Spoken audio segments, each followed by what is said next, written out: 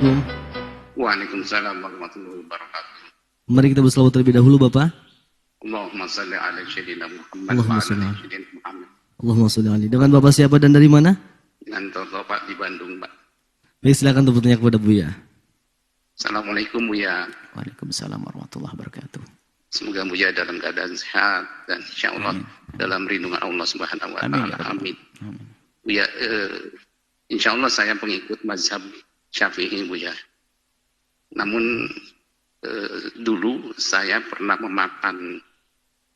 biasa makan kepiting, Buya. Saya baru tahu bahwa ternyata mazhab Syafi'i mengharamkan makan kepiting ini. Namun ada juga mazhab Imam Maliki dan Hambali yang membolehkan makan kepiting ini. Pertanyaan saya adalah, boleh nggak sih Bu, kalau ketika kita makan misalnya, tapi insya Allah saya sudah berniat, karena saya sudah tahu bahwa mazhab Imam Syafi'i mengharamkan. Sejak hari ini saya tidak akan pernah memakan lagi kepiting. Namun saya ada pertanyaan yang ingin saya tanyakan sama Bu ya.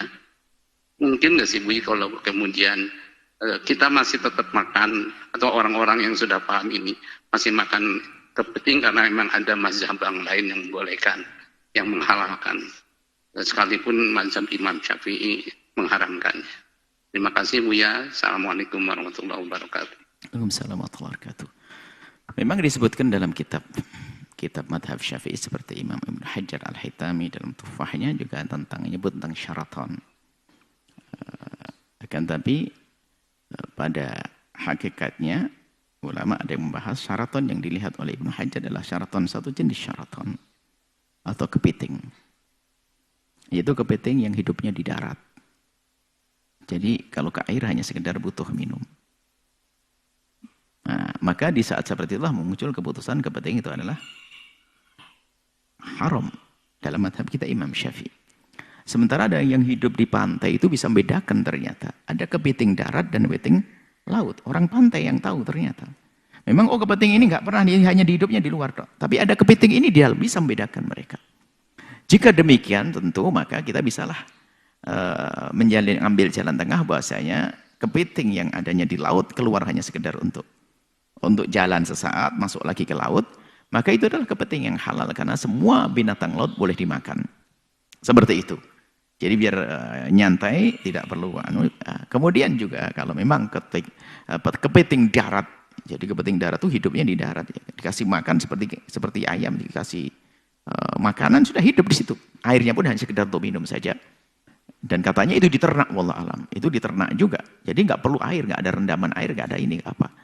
Jika itu kepiting darat yang seperti itu, dan inilah jenis yang diharamkan di dalam madhab kita Imam Syafi'i radhiyallahu ta'ala anhu.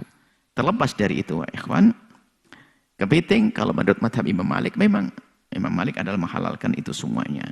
Ya, jadi kita tetap madhab Imam Syafi'i, kita menduga insya Allah kepiting-kepiting yang ada selama ini adalah masih kepiting laut. Dan memang kita pernah tanya karena kepiting laut. Kepiting bukan kepiting darat, kepiting air. Kemudian jika nanti ikut madhab Imam Malik bukan suatu yang terlarang. Ya, bukan suatu yang terlarang. Asalkan betul-betul ya niat untuk patuh kepada syariat. Bukan untuk seenaknya sendirilah. Urusan makanan ikut madhab Malik. Nanti yang lainnya pokoknya cari yang gampang-gampang deh. Biarpun mencari yang gampang bukan juga terlarang.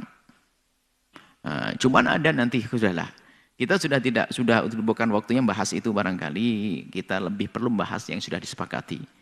Anehnya orang jangan sampai dia takut makan kepiting darat. Takut kenapa?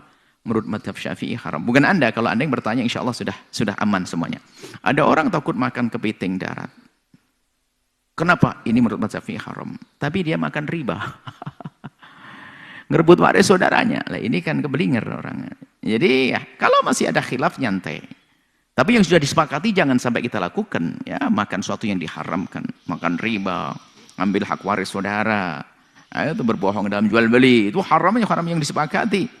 Adapun masalah kepiting masih ada celah deh. Kalau seandainya ada yang pengen makan, diingatkan untuk madhab Imam Malik rahimahullah. Tapi kami harap itu, tanyalah itu kepiting apa? Kepiting laut. Kalau selagi Anda ngomong kepiting darat, Anda hindari. Ambil ikan dorangnya saja deh, sama gitu aja, udangnya gitu saja. Jangan sampai kita masuk was-was lah. Kalau mendasak, tidak ada lagi kecuali kepiting darat, ya ikut mazhab Malik. Baru saat itu masih ada kepiting lautnya, kenapa harus pakai kepiting darat? Lebih enak. Yang lebih enak lagi, Anda agak mundur datangnya. Semakin lapar, semakin enak. Gitu saja sudah. Jadi enak kita, jangan kita maksa sesuatu yang menjadikan hati kita menjadi ragu-ragu. Biarpun pada akhirnya nanti, kalau ikut mazhab Malik juga boleh. Cuman kan kita hidup bukan untuk main-main, untuk mencari kesenangan-kesenangan begitu saja.